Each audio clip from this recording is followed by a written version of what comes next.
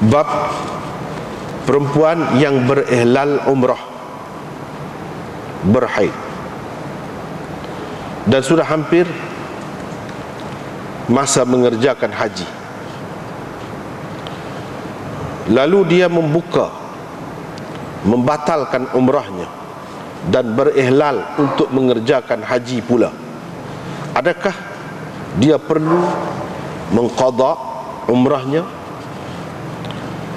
Imam Abu Daud dengan sanadnya meriwayatkan daripada Hafsah binti Abdurrahman bin Abi Bakr daripada ayahnya yakni Abdurrahman bahawa Rasulullah sallallahu alaihi wasallam berkata kepada Abdurrahman, yakni bukan Abdurrahman ayah kepada Hafsah tu, tapi Abdurrahman adik-beradik Aisyah. Wahai Abdurrahman, ardif ukhtak, gendonglah saudara perempuanmu Aisyah, iaitu jadi badal kepada ukhtak itu, iaitu Aisyah. Fa'amirha minat tan'im, kamu bawalah dia mengerjakan umrah daripada Tan'im. Fa idza habatta biha minal akamah, apabila engkau turun dari kawasan tanah tinggi, apabila engkau membawanya turun daripada kawasan tanah tinggi, faltuhrim, di situ biarlah dia berihram.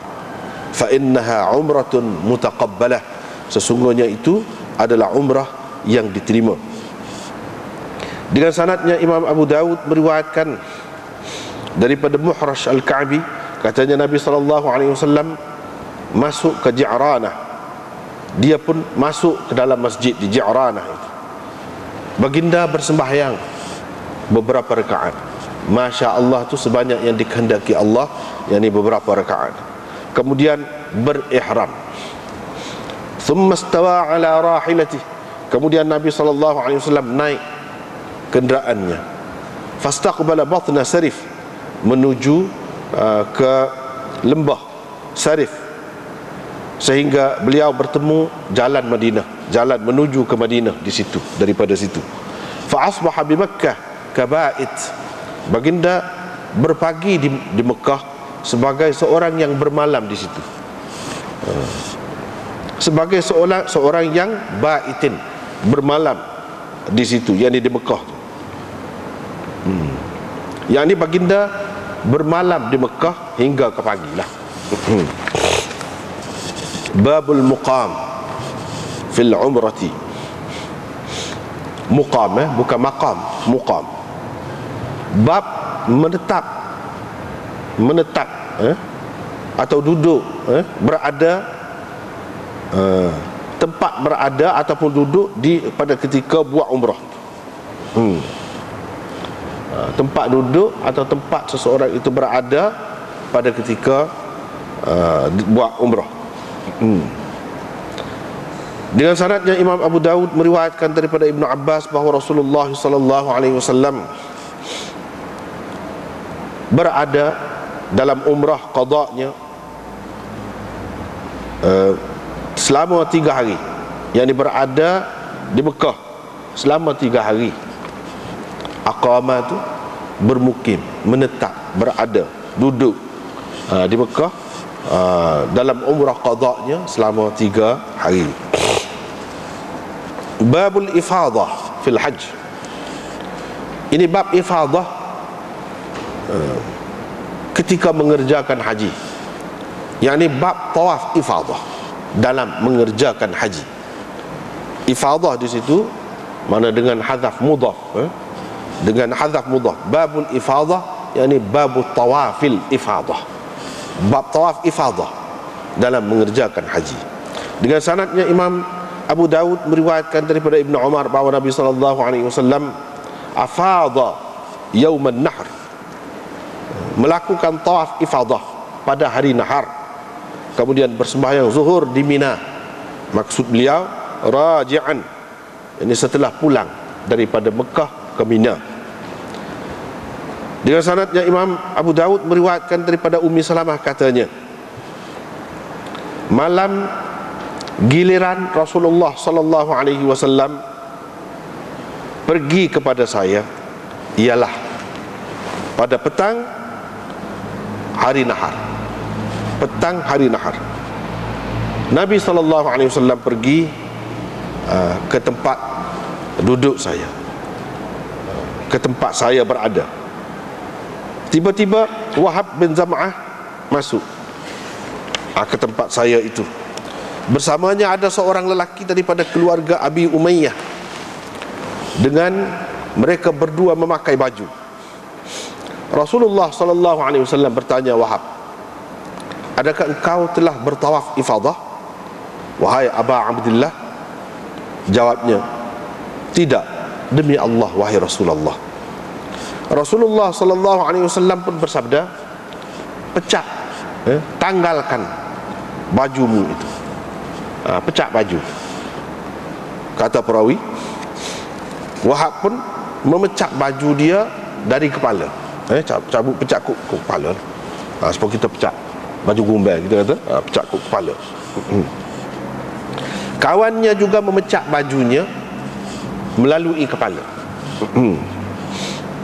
Thumma qala, kemudian dia bertanya, kenapa wahai Rasulullah? Jawab baginda, sesungguhnya ini ialah hari di mana diberi kebenaran kepada kamu jika kamu telah melontar jamrah untuk membuka ihram. Maksud beliau untuk membolehkan segala apa yang diharamkan kamu melakukannya, kecuali perempuan. Kalau kamu berpetang, kalau kamu sampai petang tak bertawaf lagi, belum bertawaf lagi, berarti kamu masih berihram seperti kamu sebelum melontar. Seperti sebelum melontar tadi, seperti sebelum melontar jamrah tu, sehinggalah kamu bertawaf di Baitillah, barulah boleh halal. Dengan sanadnya Imam Abu Dawud meriwayatkan daripada Aisyah dan Ibnu Abbas bahawa Nabi sallallahu alaihi wasallam mentakhirkan, melewatkan tawaf pada hari nahar hingga ke malam. Dengan sanadnya Imam Abu Dawud meriwayatkan daripada Ibnu Abbas bahawa Nabi sallallahu alaihi wasallam tidak melakukan ramal, yakni berlari-lari anak, tidak lari-lari itu, genjak-genjak bahu itu, tidak. Pada 7 keliling yang baginda lakukan pada ketika bertawaf ifadah, yakni dia tidak melakukan ramal, tidak berlari-lari, tidak. Baik, kita balik semula.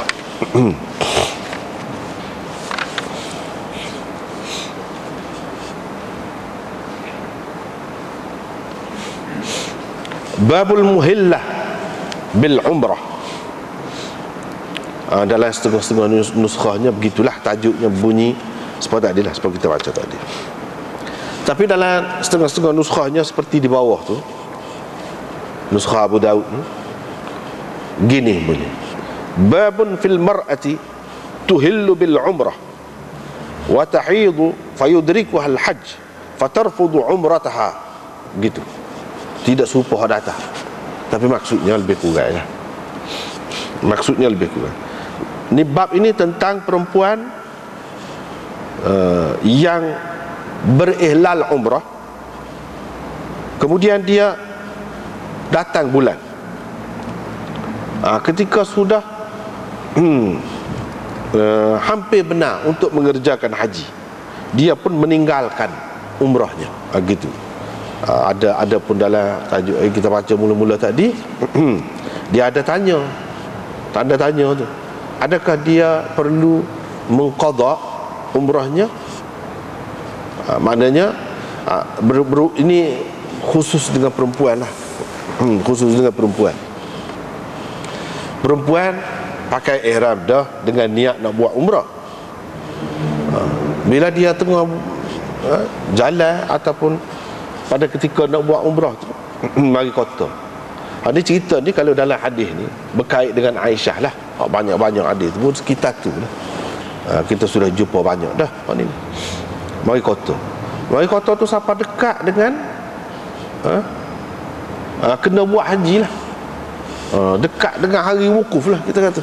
Sampai ke situ. Jadi dia pun batalkan umrah dia. Berhenti buat umrah dia tu dan pakai ihram untuk buat haji pula. Mana dengan niat haji, ihlal haji itu dengan kata bunyilah ihlal. Itu orang kata ihlal. Supaya kita kalau nak sembahyang Allahu Akbar, Allahu Akbar tu takbir nak sembahyang. Kalau nak buat ibadat ni haji ke umrah ni dia ihlal. Ihlal. Ihlal tu kita katakan bunyilah labbaika bihajjatin. Labbaika bihajjatin. Kita kata gitu. Itulah ihlal. Labbaika bi'umratin. Misalnya. Itu ihlal. Jadi bila dekat nak sampai masa haji tu, dia pun batal umrah dia pasal nak buat haji. Batal umrah dia buat haji. Jadi pakai ihram ataupun ihlal haji. Jadi perempuan hak lagu ni, adakah dia kena qada umrah dia atau tidak? Kena qada ke tidak umrah dia? Itu persoalan dia, tajuk ni.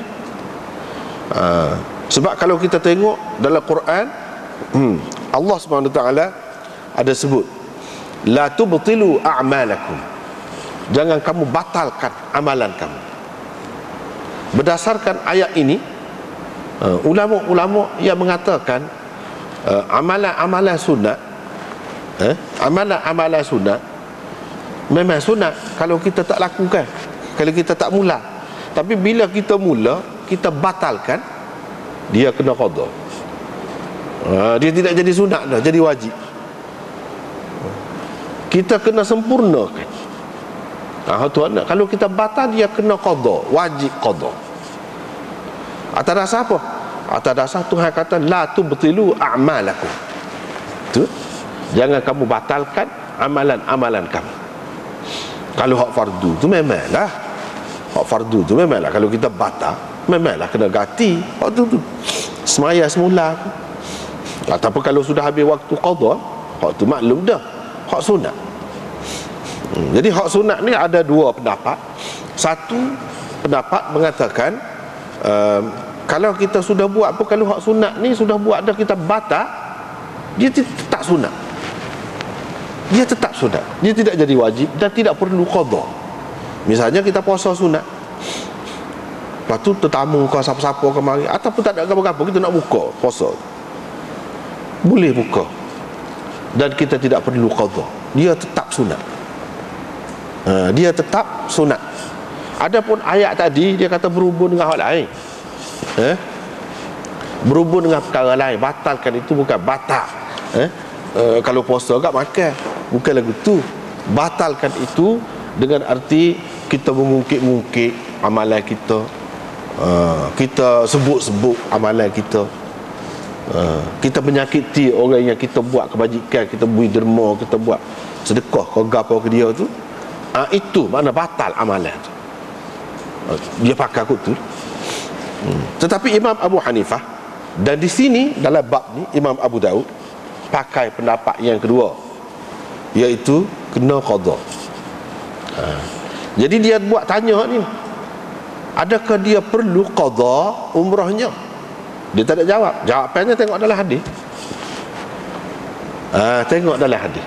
Kalau kita tengok dalam hadis, nampaklah Aisyah buat umrah semula tu sebagai qada umrahnya yang telah dibatalkan. Umrahnya hak sebelum pada tu yang telah dibatalkan. Sebelum pada ni sudah banyak dah jumpanya cerita Aisyah tu. Bermakna kena qada. Kena qada. Kalau tak siap, tak ada sudah berhenti tu, kena qada.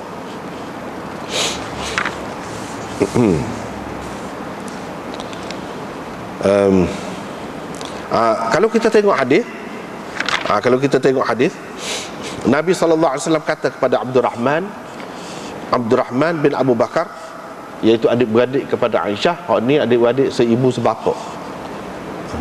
Adik-beradik seibu sebapa. Adapun Muhammad bin Abu Bakar itu mak lain.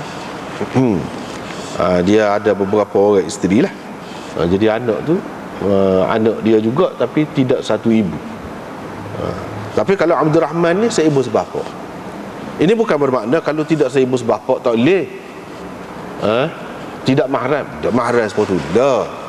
Cuma hak ni Abdul Rahman ni memang seibu sebapa. Kalau tidak seibu sebapa, mahram juga, boleh juga. Dia lah lebih utamanya untuk nak tolong gapo-gapo seseorang perempuan.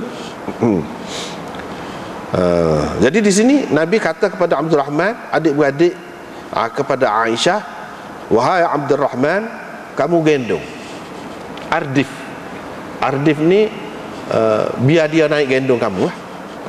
Biar Aisyah tu naik gendong kamu, saudara perempuan kamu tu, iaitu Aisyah tu. Dan biar dia buat umrah daripada Tan'im. Dia buat umrah daripada Tan'im. Jadi Tan'im itu tanah halal yang paling dekat. Tanah halal yang paling dekat. Ini kalau nak umrah, nak pakai ihram ke apa tu, kena tubik ke tanah halal tu. Jadi tanah halal hak paling dekatnya dengan Baitullah ialah Tan'im. Tan'im. Jadi kira-kira 3-4 batu ya, daripada Baitullah. Nabi suruh dia buat umrah bermula daripada situ. Lepas tu dia bagi lagi arahan lagi. Bila engkau bawa dia tu sampai ke tempat turun daripada tanah tinggi, di situ situlah start pakainya. Biar dia berihramlah di situ. Biar dia berihram di situ. Jadi kira-kiranya hak moleknya di sempadan lah, dekat tara tu, dekat dengan tanah haram. Tidak kata Tan'im tu jauh, nak kena pergi jauh hujung tu. Tak perlu lagu tu. Tapi kalau buat daripada hujung pun boleh juga, jauh lagi daripada tanah haram tu. Di sini Nabi menganjurkan hak paling mudah. Hak paling mudah, hak paling ringannya, paling dekat lah. Jadi perjalanan hak jauh lagi tu tidak ada gangguan apa-apa. Dia suruh di situ berihram. Untuk apa? Untuk mudah lah. Kau dekat, kau mudah. Kalau kau jauh, kena jagalah hak ihram tu, kena jaga. Bila sampai situ barulah biar dia pakai ihram. Fa innaha umratun mutaqabbalatun, kerana ia adalah umrah yang diterima Allah. Jadi kalau Nabi SAW kata begitu, bermakna jelas lah. Dan dia kata tu umrahnya hak dia suruh Aisyah buat tu, Allah terima. Lepas tu bukan kata begitu saja, dengan ada innaha, sesungguhnya. Makna terima.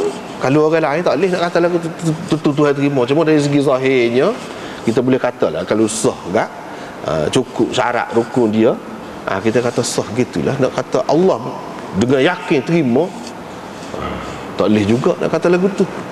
Terima lagu mana? Kalau kata terima ada pahala ke? Terima sekadar sah saja ke? Sebab terima ni, qabul tu dia ada dua. Satu qabul ijza', satu qabul isabah. Dia ada dua. Kalau dalam hadis ni kata terima, Tuhan terima tu ada dua macam. Jadi hak mana sah, kita nak tentu. Jadi kalau Nabi SAW kata gini, bermakna jelas dah lah. Kita kena terima lah bahawa umrah tu diterima Allah. Lepas tu dalam syarah dia sebut, nak menghuraikan tajuk Imam Abu Daud buat lepas pada tu, muka surat 322. Ini menunjukkan bahawa Aisyah kanat rafidatan lil umrah naqidatan ihramaha inda Abi Dawud. Ini menunjukkan bahawa Aisyah telah meninggalkan umrahnya. Umrah dia buat, moga Nabi suruh hak mana-mana buat umrah dah tu tak apalah. Hak mana-mana buat haji pun dia suruh tukar kepada umrah.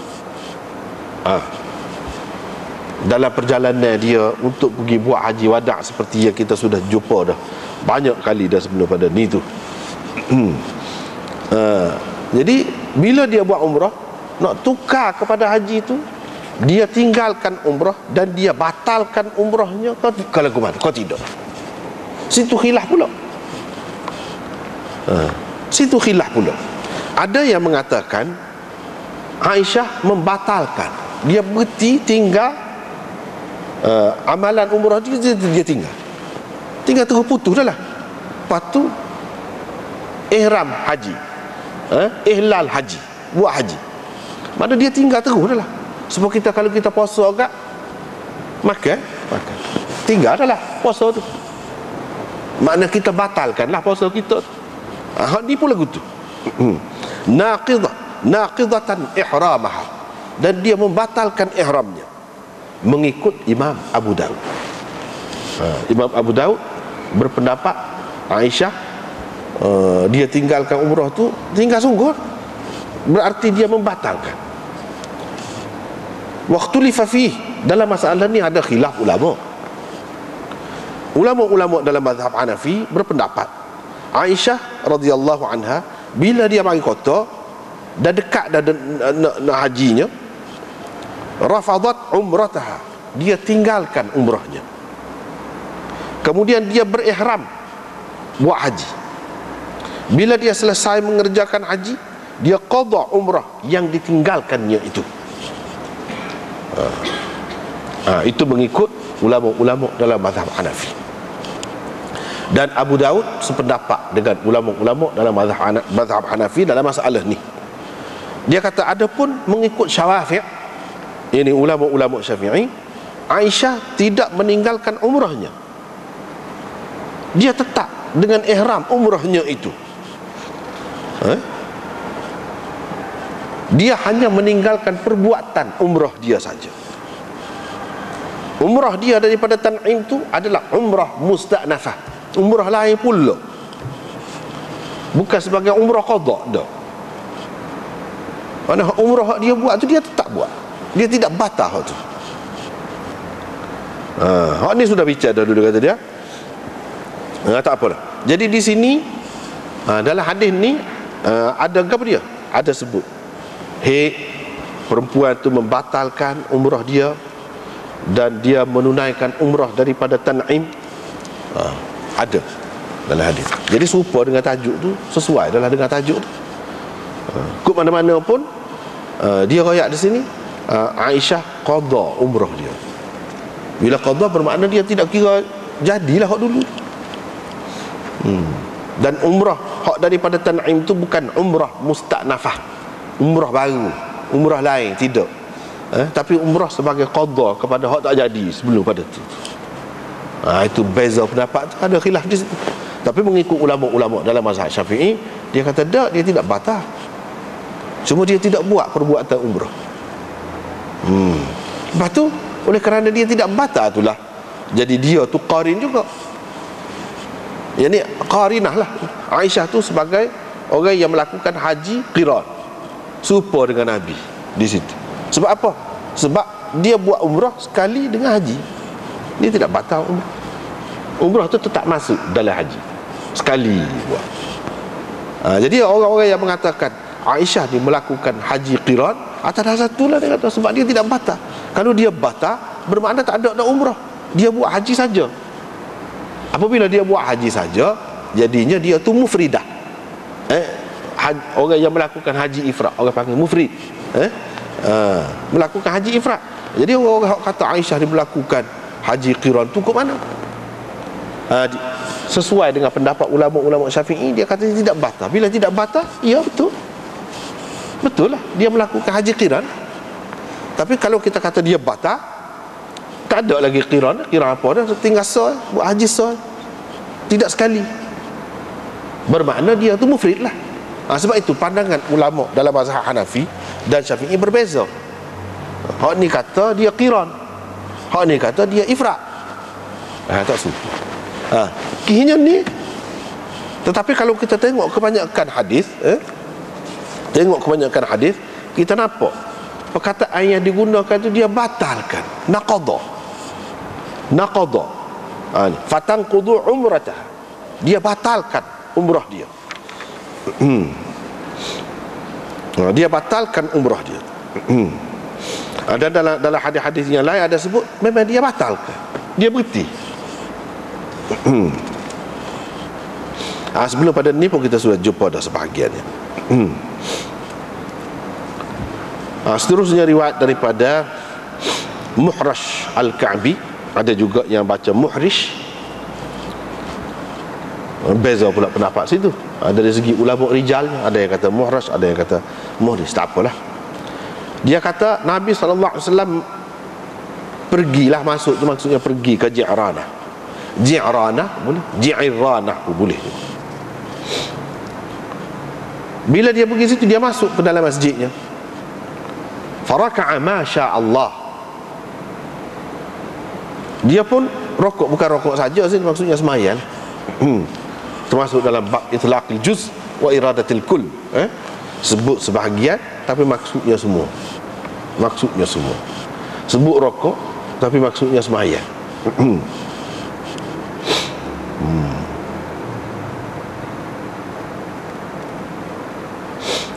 Sebut rokok maksudnya semaya. Jadi semaya itu sebanyak mana? Masya Allah, sebanyak yang dikehendaki Allah. Jadi sebanyak yang dikehendaki Allah tu kita terjemahnya beberapa rakaat gitu. Lalu bersembahyang beberapa rakaat.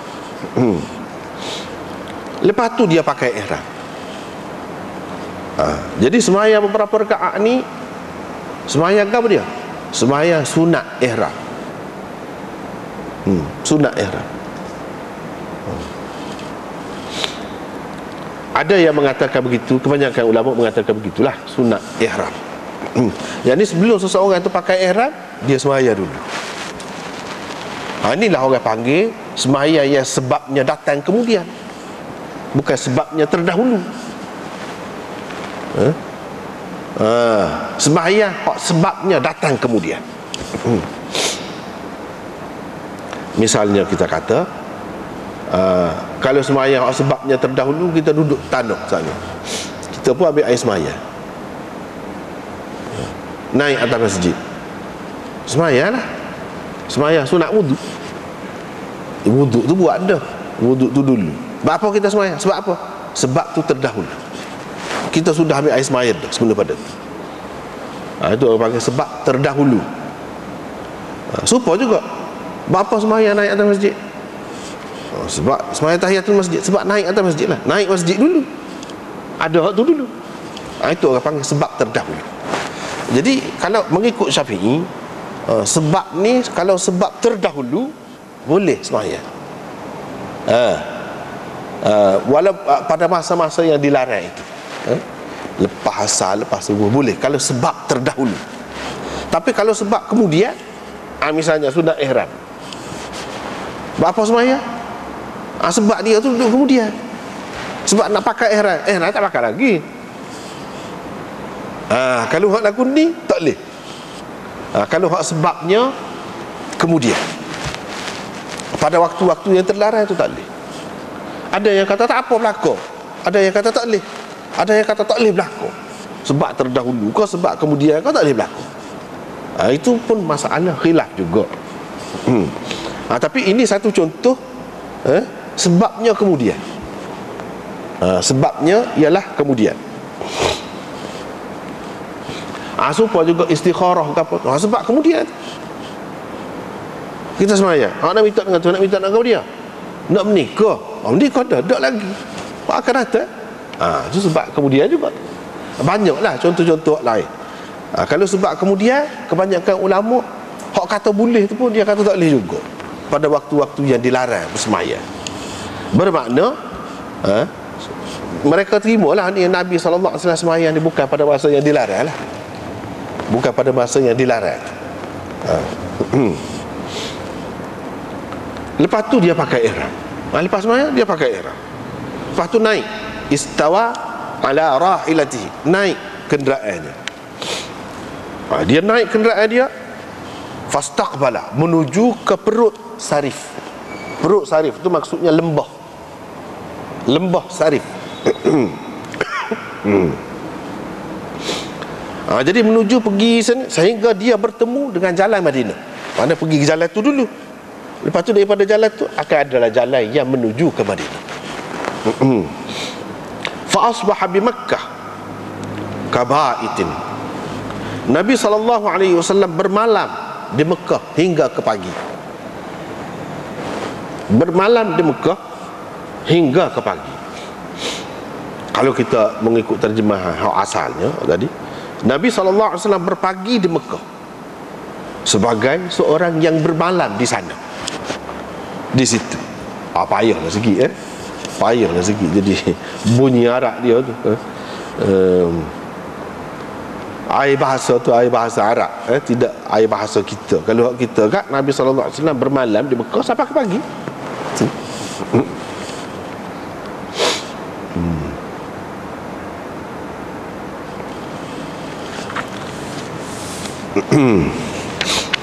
Hadis ini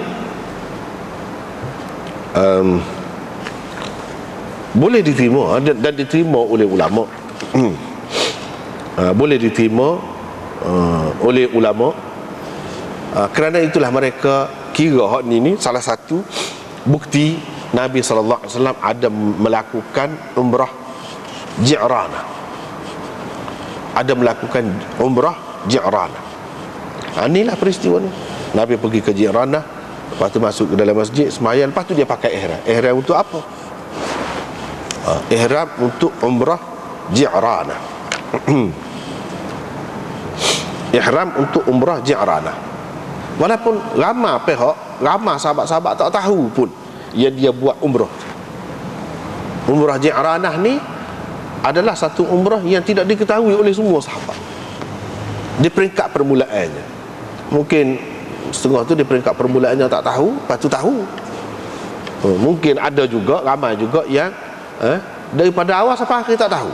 Dia tak bilang pihak tu sebagai umrah yang pernah dikerjakan oleh Nabi SAW. Tetapi berdasarkan hadis ni menunjukkan Nabi SAW ada melakukan umrah Ji'ranah. Hak bilang sebagai pak tu termasuk inilah salah satunya, umrah Ji'ranah. Tetapi ada dua perkara di sini yang dipertikaikan. Walaupun dia ni diterima sebagai sahih, diterima sebagai hadis yang boleh dipakai, tetapi satu perkara yang berkenaan dengan hadis ni. Perkara yang keduanya iaitu berkenaan dengan apa Imam Abu Daud mari sini. Apa kena-mengena dengan tajuk dia? Baik, kalau kita tengok hak berkenaan dengan hadis tu sendiri nampak bercanggah. Bercanggah dengan riwayat lain. Apabila bercanggah, dia tak boleh lah, kita kena tarjih lah. Hak mana kita nak tarjih, hak ni ke ataupun hak lain? Hak lain yang jelasnya Nabi SAW berpagi di Ji'ranah. Nabi SAW bermalam di Ji'ranah hingga ke pagi. Dia terbalik ni. Fa asbaha bil Ji'ranah kabaitin. Dalam riwayat yang lain, kalau kita mengikut terjemah asal dia ni, dia berpagi di Ji'ranah sebagai orang yang bermalam di situ. Di mana? Di Ji'ranah itulah, bukan di Mekah. Tetapi riwayat ni menyebutkan Nabi bermalam di Mekah sampai ke pagi. Riwayat hak lain, hak kebanyakannya menyebutkan Nabi SAW bermalam di Ji'ranah hingga ke pagi. Sebab itu jadi tak tahu tu, kalau lah Nabi SAW bermalam di Mekah, apa tak tahu. Sebab tak tahu tu pergi malam, balik mari ke Ji'ranah pula. Hak tu yang ramai tak tahu tu. Nasabahlah kalau tak tahu. Ni kalau dia memang duduk di Mekah, bermalam di Mekah, dia tahulah apa sebab jadi tak tahu. Dengan sebab itulah kita tengok dalam riwayat-riwayat yang lain, umpamanya dalam syarah dia sebut 324 tengok. Siap hadis dalam Sunan Abi Dawud ini bercanggah dengan siap hadis ini dalam Tirmizi, Nasa'i dan Musnad Imam Ahmad. Imam Tirmizi misalnya mengemukakan hadis ini daripada Ibnu Jurayj, daripada Muzahim bin Abi Muzahim dengan sanad hak tadi, dengan sanad serupa dengan Abu Daud ni juga, iaitu Rasulullah sallallahu alaihi wasallam kharaja minal Ji'ranah lailan mu'tamiran fadakhala Makkah lailan faqada umratahu thumma kharaja min lailatihi fa asbaha bil ji'rana kabaitin. Gitu. Ni lagi terang hadis ni. Lafaz dia tu lagi terang. Nak banding dengan hak kita baca dalam Abu Daud, iaitu Nabi SAW keluar daripada Ji'ranah pada waktu malam untuk mengerjakan umrah. Baginda masuk ke Mekah pada waktu malam, disempurnakannya umrahnya, kemudian keluar malam itu juga. Baginda bermalam di Ji'ranah hingga ke pagi. Jelas. Bermakna tukar situ. Sepatutnya asbah bil Ji'ranah kabaitin, dia kata asbah bi Makkah kabaitin. Bila ni ada sambungan lagi, bila tergelincir matahari pada keesokan harinya, Nabi SAW pun keluarlah ke lembah Sarif, hingga dia sampai ke jalan persimpangan, jalan bertemu beberapa jalan di situ, iaitu di Batni Sarif. Famin ajli dzalika, kerana itulah umrahnya tersembunyi ataupun tidak diketahui oleh ramai orang. Sebab dia pergi mana, balik mana juga. Orang ingat ke dia duduk di Ji'ranah. Di Ji'ranah tu dia bagi harta, rampasan perai ke apa, duduk bagi ke orang. Orang ingat dia duduk situ. Malam tu dia pergi ke Mekah, lepas tu balik mari pula ke Ji'ranah. Lama tak tahu. Kalau duduk Mekah apa tak tahu.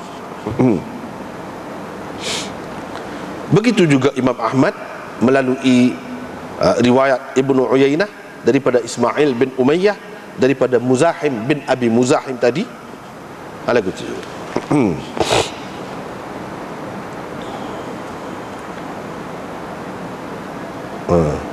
Tetapi di dalam hasyiah Fathul Wadud, Fathul Wadud ini pun hasyiah yang ditulis oleh seorang ulama di India juga. Fathul Wadud, dia banyak syarah, antaranya syarah Anwar Shah Kashmiri, dia ambil daripada tok guru dia namanya Anwarul Mahmud, syarah Abu Daud, hasyiah Abu Daud. Dalam cetakan hak sana dia ada tepi. Dalam hasyiah Fathul Wadud dia sebut gini, hurah hadis ni, Nabi SAW asbaha bi Makkah kabaitin. Zahir hadis ini menunjukkan Nabi SAW berada di Mekah, cuma dia pergi ke Ji'ranah pada waktu malam, lepas tu balik semula ke Mekah sampai ke pagi di situ. Sampai ke pagi di situ, sehingga tidak diketahui tentang keluarnya daripada Ji'ranah. Ni mana ada dalam hasyiah ni khilaf masyhur, tidak lagu tu. Maknanya jadi terima hak ni dijadikan sebagai asas, tak kena lah, tak kena.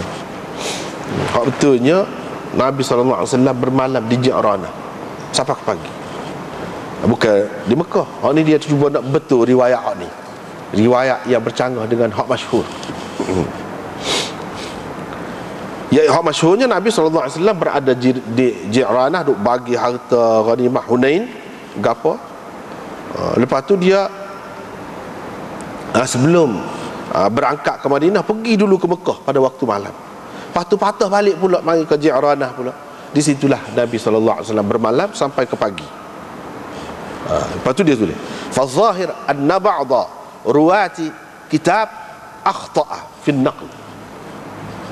Hak jelasnya boleh jadi ini kesilapan perawi kitab ni lah, salah tersalah. Hak betulnya dia kata riwayat Tirmizi dan Nasa'i daripada Muhrash Al-Ka'bi tadi, iaitu Rasulullah sallallahu alaihi wasallam kharaja min al-Ji'ranah lailan mu'tamiran fadakhala Makkah lailan. Hak tadi fa asbaha, akhirnya fa asbaha bil Ji'ranah kabaitin. Hak tadi hak tu hak betul. Intaha habis. Jadi kekeliruan yang ada di dalam hadis ni hanya duduk situ je, iaitu fa asbaha bi Makkah kabaitin situ. Hak sebenarnya bukan bi Makkah tapi bil Ji'ranah. Jadi ada kalanya hadis itu sesuatu hadis itu sahih kalau nak kira dari segi sanad dia sahih, tapi dari segi matan dia bukan semua tak sahih juga. sikit, hak tidak sahih. Macam di sini hak tidak sahihnya fa asbaha bi Makkah kabaitin, hak itu tidak sahih. Itu waham, keliru perawi, kesilapan perawi. Jadi perawi itu siapa? Abu Daud sendiri ke, ataupun mana-mana perawi yang meriwayatkan hadis ini hak datang daripada Imam Abu Daud? Tak tahulah, siapa dia, tak pasti. Ataupun orang bawah lagi, hak sebenarnya asalnya Imam Abu Daud tulis gitu dah, nya salah tulis, boleh jadi belaka. Boleh jadi belaka. Bermakna hadis ini walaupun sahih sanad dia, tapi isi dia tak boleh pakai. Sebahagian dia tak boleh pakai. Macam hak ni lah contohnya, tak boleh pakai. Babul muqam fil umrah. Babul muqam fil umrah. Muqam apa ni apa panggil zarah, makan daripada aqama yuqimu. Kalau kita kata maqam, zarah makan kepada qama yaqum, beza. Jadi di sini muqam, la muqama lakum farji'u, la muqama, bukan la maqama, la muqama lakum dalam Quran apa ada. Jadi itu zaraf makan kepada aqama yuqimu, bukan makna tempat berdiri, tapi tempat duduk, tempat bermukim. Aqama yuqimu, iqamah mukim, tempat bermukim, tempat berada, tempat duduk. Tidak bermakna tempat berdiri, tempat berdiri. Sebab kita kata duduklah, duduk mana? Duduk ke kiri, bukan makna duduk cokoh gini, tinggal, berada. Jadi di sini muqam fil umrah, di mana seseorang itu, maksud dia di sini Nabi sallallahu alaihi wasallam lah, sebab dia lah yang jadi orang utamanya hak dalam hadis ni. Jadi tempat bermukim Nabi sallallahu alaihi wasallam ketika buat umrah tu di mana?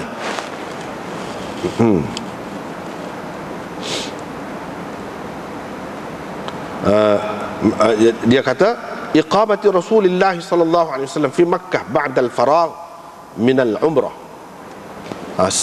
Satu lagi muqa, zaraf zaman kepada aqama yuqimu juga. Ini tempoh berada, tempoh ataupun lama masa berada pada ketika buat umrah. Maksudnya Nabi lah, lama masa Nabi berada di Mekah ketika buat umrah. Muqam juga. Itu kalau kita kata tempoh berada dalam buat umrah, jadi berada di Mekah ketika buat umrah, maksudnya Nabi lah. Berapa lama? Itu dah ayat sini. Berapa lama? Berapa hari? Boleh juga. Jadi zaraf zaman pun boleh, zaraf makan pun boleh.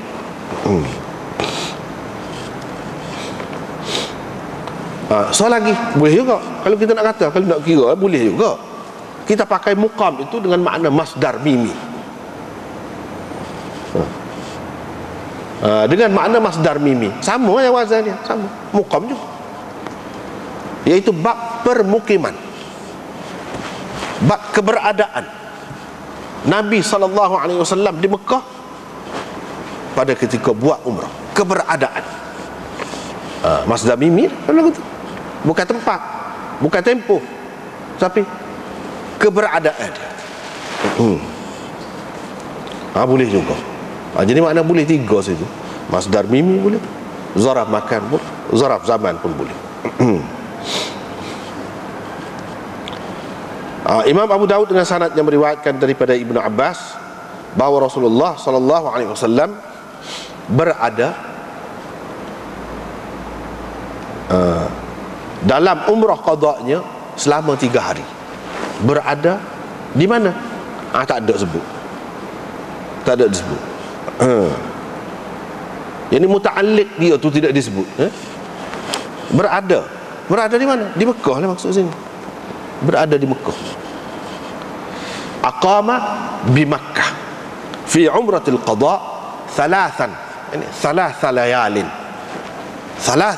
Thalatha layalin. Gitu. Nabi SAW berada di Mekah dalam umrah qadanya selama 3 malam. Selama 3 malam.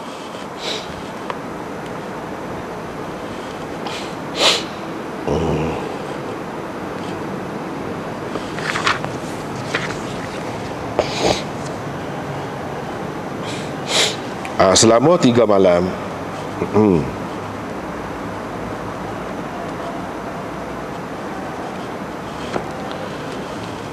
Jadi umrah qada disebut di sini, umrah qada.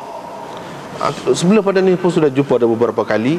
Umrah ni orang panggil umrah qada, dan orang panggil juga umrah qadiyah. Dua.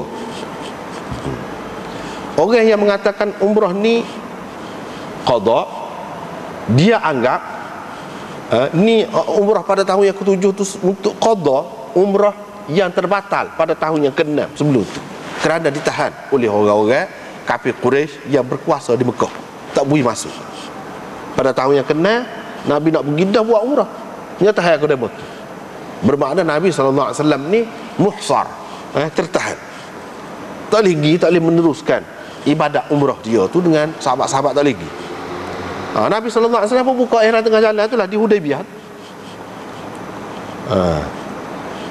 Jadi satu golongan ulama sebab tadi kaedah tadi juga, dia kata sesuatu amalan walaupun sunat, bila kita sudah buat lepas tu kita batalkan, kita kena qada. Jadi wajib. Mana dalil, mana bukti? Umratul qada kata dia, salah satunya. Salah satunya Aisyah tadi kata dia. Banyaklah antaranya. Malam ni saja kita jumpa dua dah. Lepas tu orang panggil kau dia umrah qada. Qada tu apa mana? Qada. Ini menunjukkan jadi wajib. Itu dia. Jadi wajib lah kata dia. Tapi bagi orang yang mengatakan dia pakai umrah qadiyah, dia kata umrah ni umrah musta'nafah, umrah suku pula. Sebab tadi sebab Aisyah tadi, umrah suku, bukan qada dia batal tu dah, umrah suku. Hak lepas dah tu kira sekatu, tak ada gapo. Jadi hak ni pada tahun yang ke-7 umrah qadiyah kata dia, bukan qada. Qadiyah ni umrah yang dipersetujui oleh pihak kafir Quraisy dengan pihak Nabi SAW, iaitu setelah mereka halal, Nabi pergi buat umrah pada tahun yang ke-6, mereka bersetuju, kata tak apa, boleh tahun depan mari, dengan beberapa syarat yang diberikan. Itulah yang dikatakan umrah qadiyah. Qadiyah di situ dengan makna umrah berdasarkan persetujuan. Umrah berdasarkan persetujuan yang dibuat oleh orang-orang kafir Mekah yang berkuasa di Mekah dengan pihak Nabi SAW. Tak ada kena mengena dengan qada kata dia. Tak ada kena mengena dengan qada. Qadiyah kata dia. Qada tu demo apa nama? Buat demo apa nama kata dia. Tak apalah, masing-masing lah. Bagi orang yang terima umrah ni umrah qada, dia pun terima juga. Tidak salah kata dia kalau kita terima juga umrah qadiyah. Memang pun Nabi ada buat persetujuan dengan dia untuk buat umrah pula. Tetapi hak dia buat ni sebagai qada kata dia. Persetujuan tu memang hak tu kita terima, tak ada bercanggah. Masalahnya ada dalam riwayat-riwayat sebut umratul qada, bukan kita mana-mana kata. Dia tidak kata pula umratul qadiyah, menunjukkan ada sesuatu di sebalik kata umratul qada tu. Ada sesuatu. Ada riwayat menyebutkan umratul qadiyah, ada riwayat yang menyebutkan umratul qada. Bermakna ada sesuatu. Pakai kedua. Kalau kita pakai umratul qadiyah, lagu mana kita nak pakai riwayat umratul qada? Adakah kita akan menyalahkan? Tak betul tu. Sedangkan ada dalam riwayat-riwayat yang sahih-sahih. Macam mana kita nak menyalahkan? Hak moleknya pakai kedua. Pakai kedua lagu mana? Umratul qadiyah diambil kira dari segi persetujuan orang kafir Mekah benarkan orang-orang Islam pergi buat umrah tahun berikut. Dah atas dasar tu orang panggil umratul qadiyah. Umratul qada atas dasar Nabi SAW pergi pada tahun yang ke-7 tu sebagai qada. Hak tahun yang ke-6. Dengan sebab itulah ulama-ulama setengah-setengah tu dia kira 3 je umrah hak Nabi buat. Sebab apabila hak dulu tak jadi, tak kira dah lah. Hak tahu kena dah muka tak ada sudah. Kalau semaya kita berhenti tengah, nak kira semaya? Tak kira dah. Hak soal boleh pahala tu dengan niat kita, itu soal lain. Soal dikira sebagai semaya atau umrah, kira? Tak lah, muka tak jadi, tak kira. Sebab tu dia kira 3. Jadi kita tidak boleh menyalahkan juga orang yang kira 3. Sebab dia kira tahun yang ke-7, hak tu hak jadi, hak sepenuh, hak buat sampai sudah lengkap. Umrah Ji'ranah tadi, hak kita baca tadi, umrah Ji'ranah selepas daripada Fath Makkah, selepas daripada perang Hunain. Dan umrah hak bersama dengan haji wada, 3. 3 ada umrah. Dia bila 3. Orang hak bila 4 tu dia ambil kira juga. Dia ambil kira juga hak tahun yang kena. Sebab tu sebelum pada ni kita sudah jumpa dah hadis-hadis orang ni kira 2, orang ni kira 4, orang ni kira 3. Yang jadi beza tu sebenarnya perbezaan tu tak ada belah makna, bukan menggugat hakikat benda tu, tidak. Benda tu wujud. Cuma orang ni tak kira tak ada sebab dia. Misalnya ada orang yang mengira 2. Sebab apa? Umrah qada, umrah pada tahun yang ke-7 ni, atau umrah qadiyah, sah dia kira. Umrah Ji'ranah, hak tu hak umrah betul-betul umrah. Ada pun umrah pada haji wada tu sekali dengan haji, tidak betul-betul umrah. Secara lengkap, secara sempurna dan tersendiri, tidak. Sebab tu dia kira 2.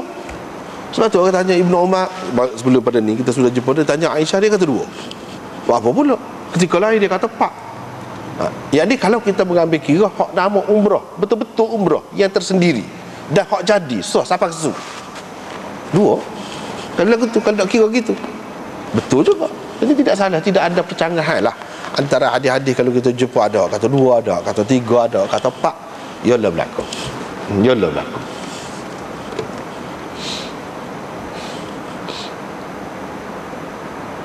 Umratul qada,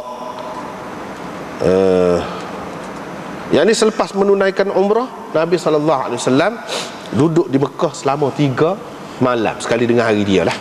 3 malam. Dia kira thalathan, 3 malam. Sebab apa dia sebut? Selalu dalam Quran ni dia sebut malam dulu. Dalam hadis pun dia kira malam. Macam sini, thalathan, walaupun dia tidak sebut thalatha layalin, kita faham dah, tahu dah. Orang hak mengaji dia faham selalu hukum isim adat. Adat dia bercanggah dengan ma'dud dia. Kalau ma'dud dia muzakkar, adat dia muannas. Kalau ma'dud dia muannas, adat dia muzakkar. Orang hak mengaji dia faham lalu. Dengan sebab tu tak nak sebut pun tak apa. Thalathan. Jadi thalathan tu thalathatan pun 3 juga. 3 juga. Tapi thalathan, thalatha layal. Pasal apa? Sebab layal itu jamak kepada Lailah. Lailah tu muannas. Jadi isim adat dia kena salah, tak boleh salasah. Apa ya dia dah hari sekali juga, apa ya kita tidak kata salasah, salasatan. Kalau salasatan mana salasata ayyam, dia kena salasata ayyam, bukan layal. Tapi buat apa ya kira layal tu? Sebab dari segi kira-kira bulan ataupun hari berdasarkan kira peredaran bulan, dia start dengan malam, bukan start dengan hari. Sebab tu dia banyak sebut malam, 3 malam lah, macam-macam. Kalau sebut hari-hari dia sebut malam. Ada pun kita kecek 3 hari. 3 hari tu pun kita tidak maksud 3 hari tengah hari dia saja, sekali dengan malam dia juga. Tapi oleh kerana hari itu kita kira bermula daripada siang, sebab tu kita sebut utamakan hari. Ada pun dari segi hak Islam ni, dia start malam. Bila jatuh tari, kira hari ni berapa hari bulan, berapa hari bulan kita kata 23 misalnya, kita kata 23, kira start tadi jatuh tari tadi. Start tu dia start dengan malam. Siapalah jatuh matahari pula esok. Baru dia jadi 24 misalnya. Jadi 24, 23 berapa pun dia kira daripada malam, bukan daripada siang. Bukan daripada siang. Dan lebih utama waktu. Dia sebut waktu dulu. Dia sebut waktu dulu. Sebab dalam Quran sebut sakharaha alaihim sab'a layalin wa thamaniyata ayyamin husuma. Tuhan lepaskan angin kepada puak-puak tu selama sab'a layalin, 7 malam. Dia sebut malam dulu. Sab'a layalin wa thamaniyata ayyam, dan 8 hari. Mana 8 hari 7 malam lah kita kata. Angin tiup kencang, cabut habis. Segala bangunan, segala pokok cabut habis. Tak apalah. Jadi nak cerita dia sebut malam juga dulu, sama sebut malam. Sebab apa? Malam dulu. Dah hak mana lebih molek? Hak lebih molek hak kita lah kalau kira. Hak Islam lah. Sebab apa? Mudah. Jahil setara mana orang mudah faham. Nampak selalu jatuh tai, hari baru. Matahari jatuh hak mana celik tu nampak belaka. Dia belajar ke dia tidak belajar ke, nampak belaka. Tapi kalau kira-kira hak kita duduk, tapi oleh kerana dah kita terima, dia berasa sedap tu, berasa lebih hak tu lah sebenarnya dak. Kalau nak kira, kalau mengikut hak orang putih ni, berdasarkan peredaran matahari, hak kita panggil AM tu, dan PM, dia start 12 tengah malam. Lepas pada pukul 12 tu, tukarlah jam ni pun, hari bulan dalam jam ni pun. Tu mana start hari dia. Nak kata start hari dengan tengah hari pagi, tak juga. Pasal apa dia? Kau cerdik, kau tidak cerdik, kau payah kalah tu tengah malam. Kalau tak beri jam, tak beri kau satu, ni start hari baru ke tidak? Cuba kaya. Dia mau nak tahu mana? Boleh kelih tari masa tu? Tak boleh.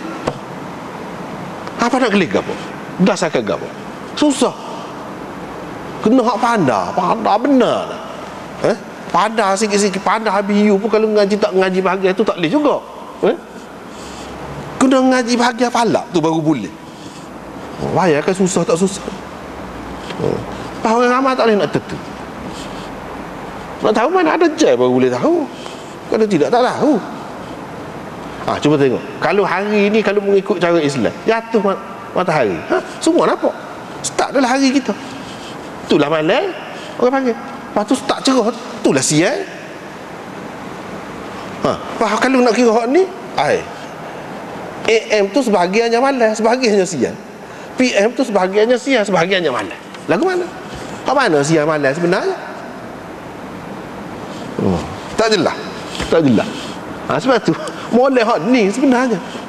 Dalam Quran pun dia sebut malam sama dulu. Sebut malam. Tak apalah. 3 malam. Ibnul Humam kata dalam syarah ni, Ibnul Humam dalam Fathul Qadir ni syarah kitab Hidayah. Kalau dalam fiqh Hanafi ni kitab fiqh utama benar lah. Bagi mereka tak boleh kena ngaji ni fiqh Hidayah. Syarah dia Fathul Qadir. Ibnul Humam dalam Fathul Qadir ni pun besar, 9 jilid tulisan halu-halu. 9 jilid. Dia kata qada'un an umratil Hudaybiyah. Jadi umrah qada' pada tahun yang ke-7 tu qada' kepada umrah Hudaybiyah. Hak sebelum tu pada tahun yang ke-6. Ini kita tengok. Wa hadza madhhabu Abi Hanifah. Inilah mazhab Abi Hanifah lagu itulah. Hak tahun yang ke-7 tu qada' kepada hak tahun yang ke-6. Sebab tu orang panggil umratul qada'. Wa dhahaba Malik ila annaha musta'nafah la qada' anha. Malik berpendapat, tengok beza pendapat. Dia kata umrah pada tahun yang ke-7 ni umrah suku.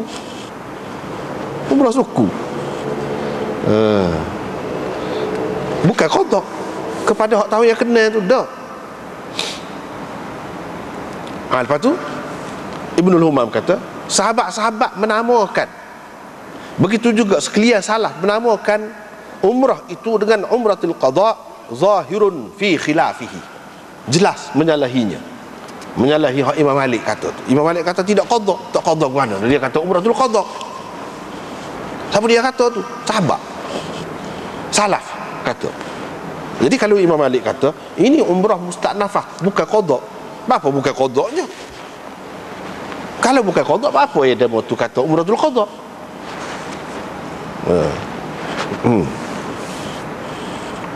Lepas tu kalau ada sebahagian yang lain kata umratul qadiyah, seperti kita sebut tadi lah, tidak bercanggah. Umratul qadiyah pun ya Allah juga. Kalau dilihat dari sudut tu, sudut perjanjian, persetujuan tu yang dibuat dengan kafir Quraisy. Kalau ditengok dari sudut amalan umrah tu, hak sebenarnya hakikatnya sebagai ganti kepada hak sebelum pada tu, orang panggil umratul qada. Tetapi duduk bal hak ni kata gini, hak ni kata gini. Ni kalau kita kata tak ada dalil. Tetapi masalahnya ni Syekh Zakaria tulis bawah dalam taklid dia. Ini kalau kita terima bahawa tak ada dalil lah, nak kata hak mana hak paling betulnya. Tapi kalau berdasarkan Hakim dalam kitabnya Al-Iklil, dia tulis tawatarat al-akhbar, iaitu Nabi sallallahu alaihi wasallam bila dia lamma ahalla Zulqa'dah, bila bulan Zulqa'dah, anak bulan Zulqa'dah tu tubik, amara ashabahu ay ya'tamiru qada'a umratihim. Dia suruh sahabat-sahabat dia berumrah sebagai qada kepada umrah mereka. Wa alla yatakhallafa ahadun syahidal Hudaybiyah. Jangan siapa-siapa hak pergi pada tahun sebelum pada tu, hak pergi nak buat umrah tu ketinggalan. Jangan. Mereka pun keluarlah pada tahun yang ke-7 tu, kecuali orang-orang hak mati syahid dah ke, tak kira lah, tu tak kira lah. Dan keluar juga orang-orang lain lagi, hak tak pergi pada tahun yang kena tu pun keluar juga. Jadi bilangan merekanya ialah 2,000 selain daripada perempuan dan kanak-kanak. Intaha kadza fil aujaz. Hak ni dia ambil daripada kitab dia juga, namanya Aujazul Masalik. Aujazul Masalik ila Muwatta'i Malik. Ni kalau ambil kira hak ni, bermakna Nabi sendiri suruh ni hak dulu. Tetapi ya orang tak saya pakai, ya ada tak saya pakai tu, dia kira tak kemah mana lah hak ni pun. Cerita tu memanglah ada, tapi dari segi kemah ke, boleh buat dalil sehingga menyelesaikan masalah ke, tidak sampai ke situ lah tu jadi khilaf. Jadi khilaf. Kalau lah hak ni sahih, kalau hak ni sahih, bermakna memang hak ni boleh menyelesaikan masalah sungguh. Tapi ya orang tak saya terima tu sebab ni bukan apa ni kemah pun juga. Tak apalah.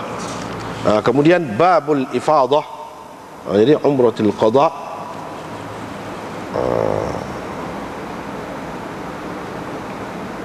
Tak apalah.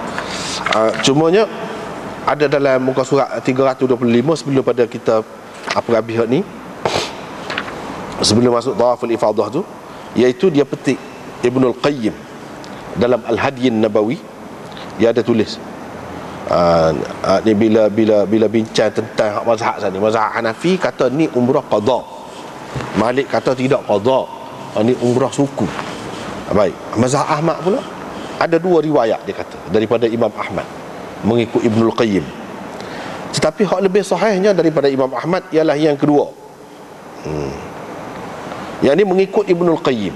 Yang kedua, yang ni serupa hak Imam Malik kata, yang ni hak ni umrah musta'nafah, umrah suku, umrah lain, suku sakak lah, bukan qada kepada hak tahun yang kena. Yang ni Ibnul Qayyim mengatakan mazhab Ahmadnya hak lebih sahihnya hak yang kedua, serupa dengan Malik tu. Sebab Syekh Zakaria kata ai inda Ibnul Qayyim, mengikut Ibnul Qayyim lah pendapat dia. Wa illa, sebab kalau nak kiranya mengikut riwayat yang paling masyhur daripada Imam Ahmad, tidak serupa Ibnul Qayyim kata tadi. Ini tidak setuju lah. Iaitu pendapat yang masyhur daripada Imam Ahmad, iaitu wajib qada. Dan seseorang yang kalau berlaku lagu ni, dia kena menyembelih binatang korban. Kama fil hadi. Dan ini adalah mazhab Hanafi. Mazhab Hanafi memang lagu tu lah, kena korban binatang apa semua. Dan kena qada.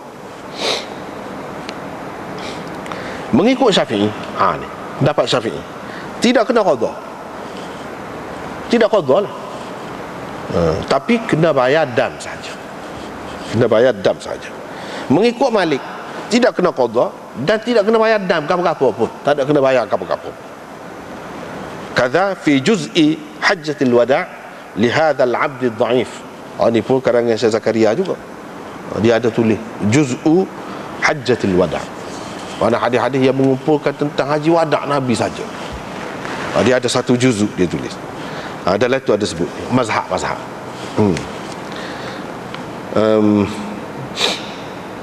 Jadi duduk 3 hari dalam umratul qada dalam keadaan lagu mana? Dalam keadaan tak boleh bawa senjata, tak boleh bawa gapo, syarat dia orang kafir tentu kan. Pada tahun yang ke-6, mana mereka tu berkuasa lagi pada masa tu. 7 tu pergi dalam keadaan kena ikut peraturan orang, syarat orang. 8 jatuh dah. Mekah tu ke tangan Nabi SAW. Orang panggil Fathi Makkah, pembukaan Mekah. Pada tahun yang berapa? 2 tahun, 2-3 tahun lah kita kata.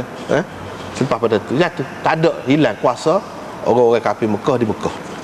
Lepas pada tu yang berkuasa di Mekah, tengok Nabi SAW pergi ke Hunain, perang Hunain ke apa semua selesai. Lepas pada tu bagi harta ghanimah dia, tengah malam lagi bebas balik. Nak rayaknya bebas. Apabila kita berkuasa, bebas. Bila masa nak pergi, bila masa nak kelik, nak pergi ke Ji'ranah pula, nak pergi ke Mekah pagi, bebas. Tak ada kena minta izin, kena dapat kebenaran siapa-siapa, tak ada. Begitulah kalau kita berkuasa. Memerintah ada kuasa gitu. Lepas babul ifadah fil hajj, nampaknya kita start tu lah malam ni. Ni panjang pula. Wallahu a'lam.